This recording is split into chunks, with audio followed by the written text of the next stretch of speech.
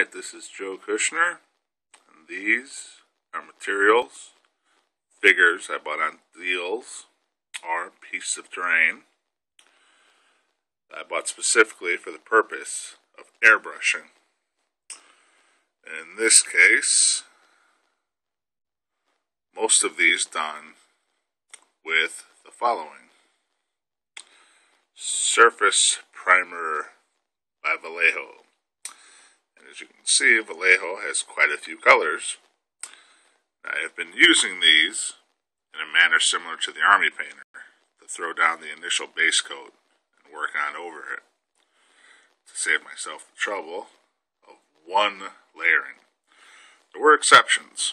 For example, this guy right here, that's Imperial Primer by Games Workshop. I wanted to see how it would work through an airbrush. Pretty good, actually. The airbrush I used, in this case, is a Badger. We don't need no stinking Badgers. Airbrush Model 105. I also had the good old air pump, and the compressor, gloves, pipelets, stand to turn everything around, all sorts of good stuff. So, in some instances, you can see after I did my base coat, which in this case was the red-brown, I had some black. I went back in and just played around with it a little, hit the base in this case, tried to see how well I could hit some of the tools. On and off. Covered more of the figure than I wanted to, but for my first time, not too bad.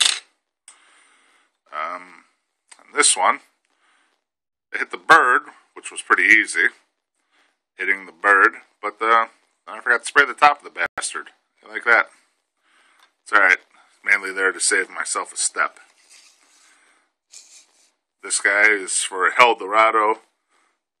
This is Liquitex sand, about 3 layers, because you throw one layer on, it's not going to cover it, but it covered pretty well. These guys back here, of which I have 4, at $2 a figure, they are for the 100 Kingdoms game. They're for the Outcast faction. Now, the thing that's interesting is this guy is actually the same color as them, but I dusted him with some white on the top to see if I could change the overall coloration. And the overall coloration on him is indeed changed. The bottom, same thing. This thing right here, that's for Confrontation. That's an old metal figure I picked up from Miniature Market for $10. It weighs about a metric ton. Looks like it'd be good for something for a Cthulhu game. That right there is one of GW's Arcane Runes. You can actually put another skull there if you want, but I figured the skull's here, the skull's there, the skull's there, the skull's there. GW, you had your business cut out for you with the skulls. I might go back in with another coat, see if I can actually do a little painting on it. In terms of control, it's a little different. You might be able to tell here, everything looks like I hit it at the same time. But flip it over, hey, that actually looks like I did not hit the whole thing at the same time.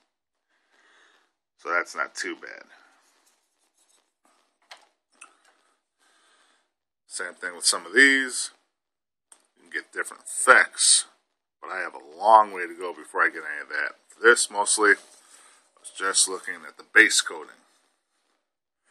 And it came out even, which is one of the important things. So I was happy with that.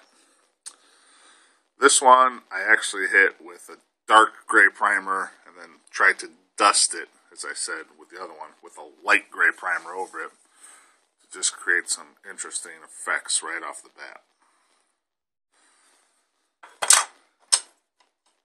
So, for a first-time experimentation, I didn't think that was too bad. Same thing with this tree here. Testing my control. That started off gray. Doused it with a little white. Started off dark brown, actually. Doused it with a higher brown and then a white over that.